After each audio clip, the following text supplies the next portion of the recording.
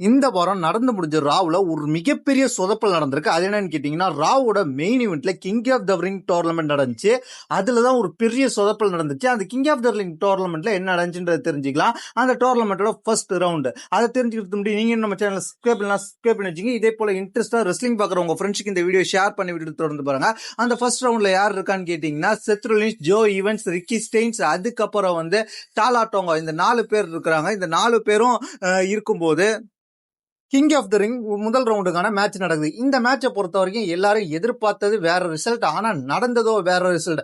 இந்த மேட்சை பொறுத்த வரைக்கும் என்ன நடந்துச்சுன்னு கேட்டீங்கன்னா, செத் ரொலின்ஸ் எகெயின்ஸ்டா மீண்டும் பேரன் பேக்கரும் அஸ்டின் தெரிய வராங்க. செத் ரொலின்ஸ் ஒரு கட்டத்துல ரிக்கி ஸ்டெயின்ஸுக்கு தன்னோட கிராம்ப் ஸ்டாம்ப் போட்டு வின் பண்ண போற நேரத்துல என்ன நடக்குதுன்னு கேட்டீங்கன்னா, அந்த ஸ்டாம்பை போட்டு வின் பண்ண போற நேரத்துல கிட்டத்தட்ட என்ன நடக்குதுன்னு கேட்டீங்கன்னா, பின் பண்ணி 2 கவுண்ட் ரெஃப்ரி அடிச்சோடனே அந்த நேரத்துல அஸ்டின் தெரிய ரெஃப்ரியை பிடிச்சி இழுத்துறதுனால ரெஃப்ரி ஷாக் ஆயிடுவார். அதுக்கப்புறம் என்ன நடக்கும்னு கேட்டீங்கன்னா, அந்த இடத்துல உள்ள என்ன நடக்கும் கேட்டீங்கன்னா, பேரன் பேக்கர் செத் ரொலின்ஸ்க்கு ஸ்பியர் போடுவார். இதை பயன்படுத்திக்கிட்டு செத் ரொலின்ஸ் துடிச்சிக்கிட்டு இருப்பார். இதை பயன்படுத்தி ஜோ ஈவன்ஸ் அந்த இடத்துல ரிக்கி ஸ்டெயின்ஸ்க்கு ஓஜி கட்டரை போட்டு இந்த மேட்ச்ல முடிச்சு வின் பண்ணிடுவார். இந்த மேட்சை பொறுத்த வரைக்கும் எல்லாரும் எதிர்பார்த்தது செத் ரொலின்ஸ் வின் பண்ணுவார். செத் ரொலின்ஸ் தான் அடுத்த கட்டத்துக்கு போவார், கிங் ஆஃப் த ரிங் டோர்னமெண்ட்ல ஜெயிப்பார்ன்ற எதிர்பார்த்தோம். WWE ஏன் இப்படி ஒரு சோகமான சொதப்பலான முடிவை கொண்டு போயிட்டாங்கன்னு தெரியல.